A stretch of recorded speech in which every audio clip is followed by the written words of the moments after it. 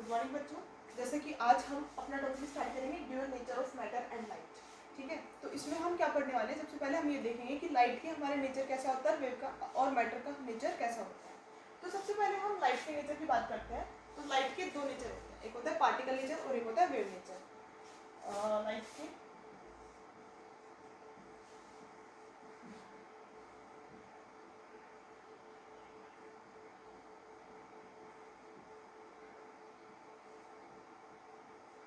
अब हमारे पास दो टाइप के नेचर है, एक तो पार्टिकल नेचर और एक वेव नेचर है। तो अब हम इसमें हम कुछ एक्सपेरिमेंट के द्वारा हम इसको क्या करने वाले हैं, प्रूफ करने वाले हैं कि हाँ ये हमारा पार्टिकल नेचर है और ये हमारा वेव नेचर है। जैसे कि पार्टिकल नेचर के लिए हमारे पास मेन जो एक्सपेरिमेंट होता है वो होता है हमारा फोटो इलेक्ट्रिक इफेक्ट। कौन सा होता है? Photo electric effect. Okay, and for wave we have diffraction effect, interference effect,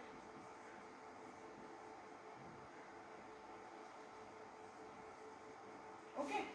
तो हम सबसे पहले स्टार्ट करेंगे पार्टिकल नेचर। इट मीन सबसे पहले हम जानेंगे कि हमारा फोटो इलेक्ट्रिक इफेक्ट होता क्या है। तो हम स्टार्ट करते हैं फोटो इलेक्ट्रिक इफेक्ट से। ये आपको समझ आ गया ना?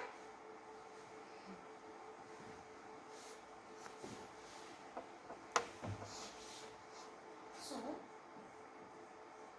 फोटो इलेक्ट्रिक इफेक्ट, ठीक है। अब देखो, सबसे पहले हम इसकी हिस्ट्री जानते हैं कि इसमें हुआ क्या था, किसने क्या सर्च किया था, फिर क्या हुआ था। सबसे पहले एक लियोनार्ड साइंटिस्ट था, उसने कुछ काम किया था इस पे, बट उसके कुछ एक्सपेरिमेंट्स फेल हो गए थे। फिर आया हमारा आइंस्टीन ने उस पर कुछ काम किया, फिर वो प्रूफ कर दिया गया था, ठीक है, एक्सपेरिमेंट। तो सबसे पहले मैं आपको लियोनार्ड की स्टोरी बताती हूँ कि लियोनार्ड ने क्या किया। लियोनार्ड ने काम तो सब कुछ सही किया था, बट उसने जो एक्सपेरिमेंट में रिजल्ट्स बताए थे ना, वो एकदम गलत बता दिए थे, एकदम अपोजिट रिजल्ट बता दिए थे। जैसे कि हमारे पास एक ग्लास होती है यहाँ पे, ये हमारी कैथोड होती है, ये हमारी एनोड होती है, ठीक है। ये कैथोड है,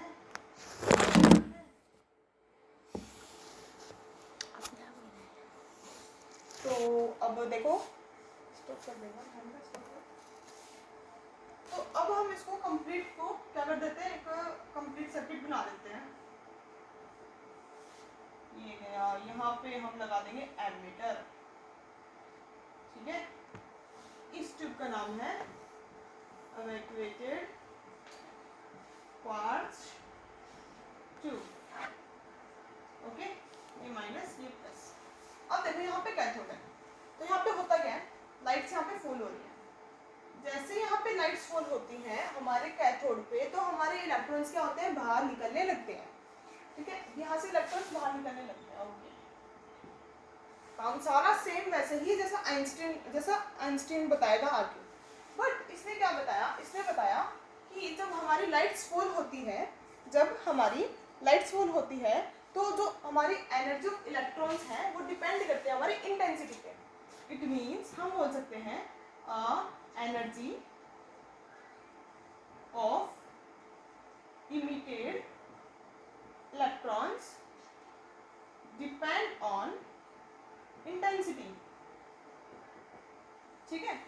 किसने बताया काम? ये लियोनार्ड ने बताया, ठीक है। दूसरा पॉइंट इसने क्या बताया, दूसरा पॉइंट बताया इसने कि हमारी जो लाइट है वो क्या होगी, अगर लो फ्रीक्वेंसी की भी होगी, अगर हमारी लाइट लो फ्रीक्वेंसी की भी होगी तो भी हमारे इलेक्ट्रॉन्स क्या होंगे, इमिट करेंगे। अगर हमारी लाइट लो फ्रीक्वेंसी की भी हुई, it means light have low frequency, क्या कर देंगे, इमिट कर देंगे इलेक्ट्रॉन्स को। और थर्ड थिंग इसने क्या बताई, तीसरी चीज इसने ये बताई कि जब हमारे इलेक्ट्रॉन्स जब हमारी लाइट इलेक्ट्रॉन्स को इमिट करेगी तो इसके बीच में टाइम होगा, इट मीन्स टाइम लैग होगा यहाँ पे, ठीक है। ये किस थ्योरी के अकॉर्डिंग है, ये क्लासिकल थ्योरी के अकॉर्डिंग है। कौन सी थ्योरी के अकॉर्डिंग है ये? क्लासिकल। किसने दिया था ये? लियोनार्ड ने दिया था। और कौन सी थ्योरी के अकॉर्डिंग है ये? क्लासिकल थ्योरी के अकॉर्डिंग है ये। बट जैसा कि आप जानते हो कि जब हमारी लाइट अगर लो फ्रीक्वेंसी की होगी तो वहां से हमारे इलेक्ट्रॉन्स क्या होंगे, इमिट नहीं हो सकेंगे, है ना। ये चीज हम अभी क्वांटम में पढ़ रहे हैं, बहुत आगे पहुंच चुकी है। क्लासिकल तो बहुत पीछे थी, बहुत पहले हो चुकी थी। तो अब हमने क्वांटम में क्या पढ़ चुके हैं, हम क्वांटम में ये पढ़ चुके हैं कि हमारी अगर लाइट एक थ्रेशोल्ड फ्रीक्वेंसी के साथ अगर इमिट जब हमारी थ्रेशोल्ड फ्रीक्वेंसी के साथ टकराएगी किसी मेटल सरफेस पे या फिर किसी भी हमारी मेटेलिक बॉडी पे, तब जाके हमारे इलेक्ट्रॉन्स क्या होंगे, इमिट होंगे।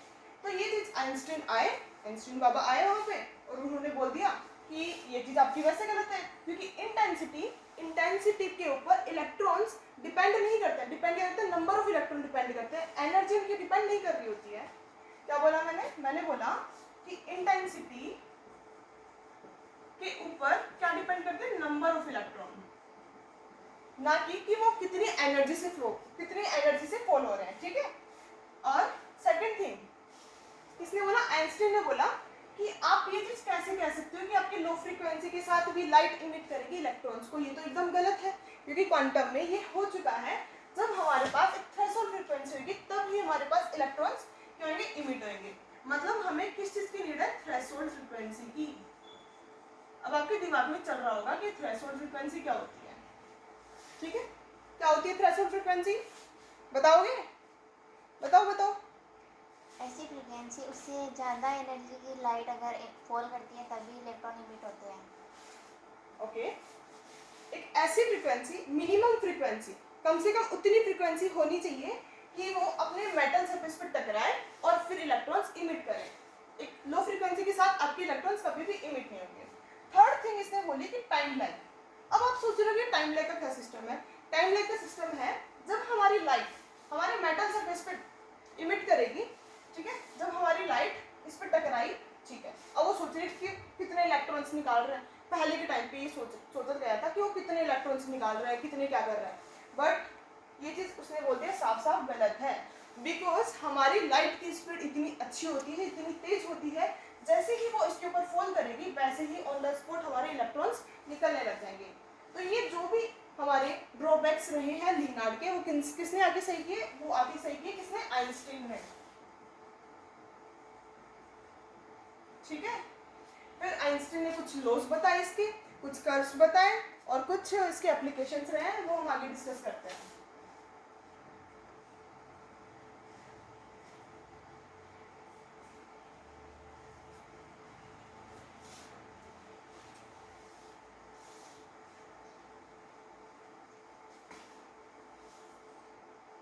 आइंस्टीन ने एक इक्वेशन दी थी E equals to h D,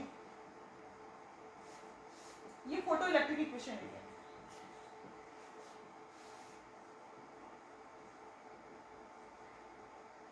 ठीक है। अब आइंस्टीन ने देखो एक इक्वेशन और दी थी, आइंस्टीन जो इक्वेशन दी थी वो थी हमारी h nu equals to 5 plus kinetic energy.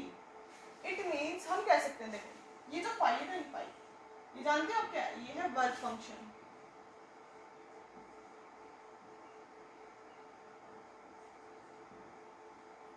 ठीक है। अब देखो वर्क फंक्शन क्या होता है, क्वेश्चन मार्क यहीं पे आ जाता है कि ये क्या होता है।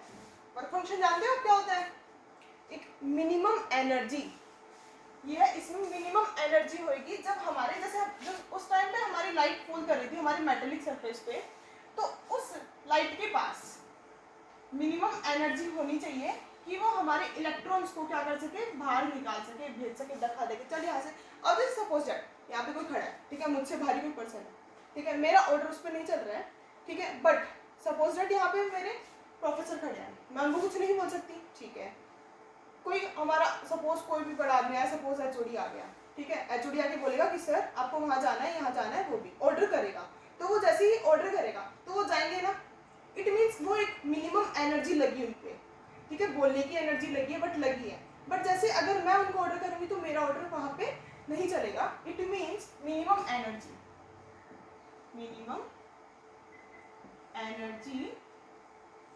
फॉर emitting the electrons, ठीक है। तो यहाँ पे फाइव है मिनिमम एनर्जी। अब कुछ काइनेटिक एनर्जी भी लग रही होगी, तो उसने साइंटिस्ट ने, कौन था हमारा साइंटिस्ट था वो, ठीक है, मैंने क्या कर दिया साइंटिस्ट प्लस आइंस्टीन, तो क्या बन गया, वो साइंस्टीन बन गया। तो हमारा आइंस्टीन ने क्या किया, हमारी जो एनर्जी है उसको दो चीज़ों के इक्वल रख दी, एक वर्क फंक्शन की और एक काइनेटिक एनर्जी के इक्वल रख दी। इससे हमारा क्या आ गया, हमारे पास आ गई एक अच्छी सी इक्वेशन। अब हम इससे काफ़ी चीज़ें सॉल्व कर सकते हैं। अब देखो कुछ हम बात करेंगे किस चीज़ की, कुछ हम बात करने वाले हैं यहाँ पे किस किस चीज़ों की, हम कर्व्स की बात करेंगे कि वो डिपेंड किसके ऊपर कर रही है, उसके फैक्टर्स क्या होते हैं, ठीक है। तो हम बात करते हैं उनकी, ये आप नोट करते जाना साथ साथ, ठीक है।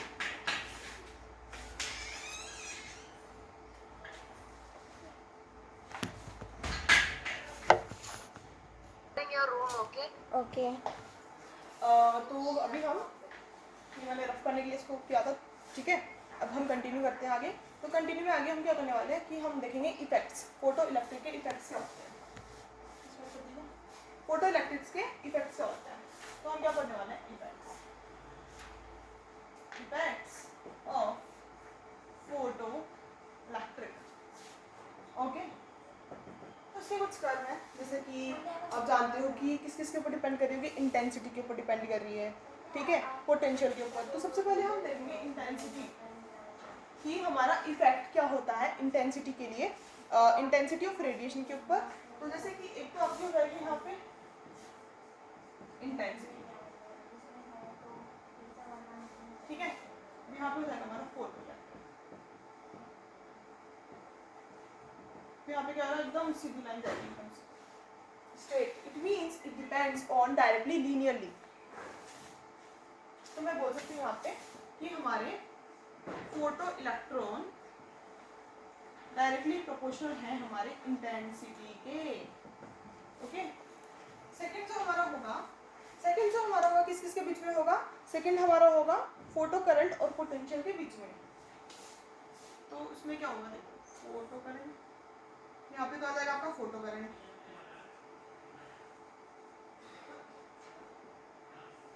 ठीक है।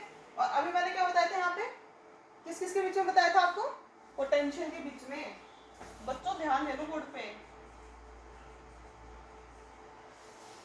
तुमको कुछ याद नहीं रहता, अच्छे से पढ़ोगे तभी तो ध्यान दोगे, दिमाग तो रहता नहीं है तुम लोगों का, ठीक है। तो अब बताओ क्या हो सकता है, क्या लगता है आपको, ये देखो क्या लिखा है मैंने, फोटो करंट, ठीक है। फोटो करंट और पोटेंशियल के बीच में आपको क्या लगता है कैसे ग्राफ बनेगा, अजम्पशन कर सकते हो इसका। इसका होगा कि आपके पास एक स्टॉपिंग पोटेंशियल का नाम सुना है कभी, सुना है क्या? No ma'am. क्यों नहीं सुना? आपने बताया नहीं। मैंने बताया नहीं, कोई बात नहीं, आज बताते हैं, ठीक है। ये हमारा यहाँ से पोटेंशियल जाएगा, यहाँ से देखो एक आया, ठीक है। अगर हम किसी दूसरे बात की बात करें तो वो ऐसे जाएगा। इट मींस आपके पास ये पोटेंशियल फिक्स है, ठीक है। अब आप ये सोचोगे 3 टाइप के ग्राफ बन रहे हैं, तो इसमें इंटेंसिटी आपकी बन रही होगी, ये 3 इंटेंसिटी है ये, ठीक है। मैंने 3 लिया, आप कितने भी ले सकते हो, 100 भी ले सकते हो, पर मैंने 3 लिए तो ये सबसे ज़्यादा होगी, I3 सबसे ज़्यादा है, फिर I2 है, फिर I1 है। इट मीन्स मैं ऐसे लिख सकती हूँ ना, I3 सबसे ज़्यादा, फिर I2, फिर I1। अगर आपसे कोई भी ग्राफ पूछता है फोटो करंट और पोटेंशियल के बीच में इंटेंसिटी के बारे में पूछना चाहता है, तो सबसे ज़्यादा इंटेंसिटी वहाँ पे आएगी जिसका फोटो करंट सबसे ज़्यादा होगा, क्योंकि सबको पोटेंशियल क्या है, सेम है, सबको पोटेंशियल एक ही पॉइंट से स्टार्ट हो रहा है, बट आपकी इंटेंसिटी क्या हो रही है, डिफरेंट आ रही है। ऐसा क्यों आ रहा है, क्योंकि जब आपका फोटो करंट ज़्यादा है, जैसे I3 के लिए फोटो करंट ज़्यादा हो गया है ना, पोटेंशियल सेम है, ठीक है, बट I2 के लिए फोटो करंट क्या है, कम है, देखो दिख रहा होगा आपको ये,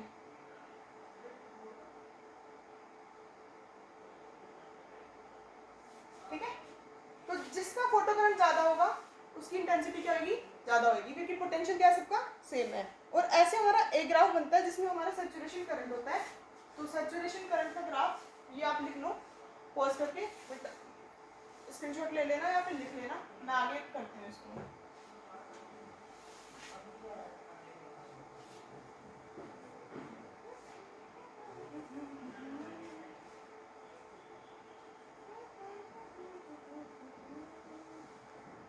सैचुरेशन करंट के लिए और देखते हैं हम, सैचुरेशन करंट के लिए सेम हम फोटो करंट के लिए, फोटो करंट इलेक्ट्रॉन्स के लिए बनाएंगे हम यहाँ पे।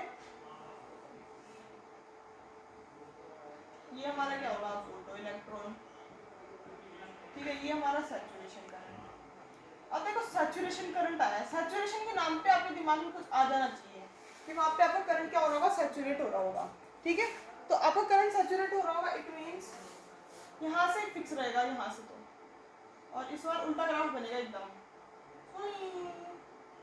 यहाँ से फिर स्टार्ट किया, ये झूला झूलते झूलते देखो थोड़ा सा झूला ऊपर नीचे हो गया हमारा, ये आया ऐसे ऐसे ऐसे ऐसे ऐसे ऐसे कैसे, थोड़ा सा मेरा, ठीक है, ये आया दूसरा, ये सपोज मैंने तीसरा भी ले लिया, बट आप ये ध्यान रखना ये एक जगह से स्टार्ट हो रहे हैं, ये सब लोग एक ही जगह से स्टार्ट हो रहे हैं, ये हमारा सैचुरेशन करंट है।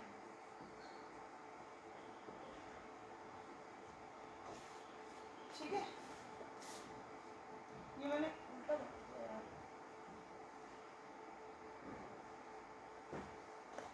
ये हमारा सैचुरेशन करंट होगा। ठीक है, और ये हमारा पोटेंशियल के बीच में बन रहा है, क्योंकि आप खुद सोच के देखो करंट और पोटेंशियल के बीच में तो ग्राफ बनता है हमेशा, तो ये हमारा क्या होगा, सैचुरेशन करंट। अगर आपसे कोई पूछे सैचुरेशन करंट की वैल्यू तो यहाँ पे आ जाएगी, सबकी जितने भी अल्कलाइन मेटल्स होते हैं उन सबकी अलग अलग क्या होती है, हमारी सैचुरेशन करंट की वैल्यूज होती है।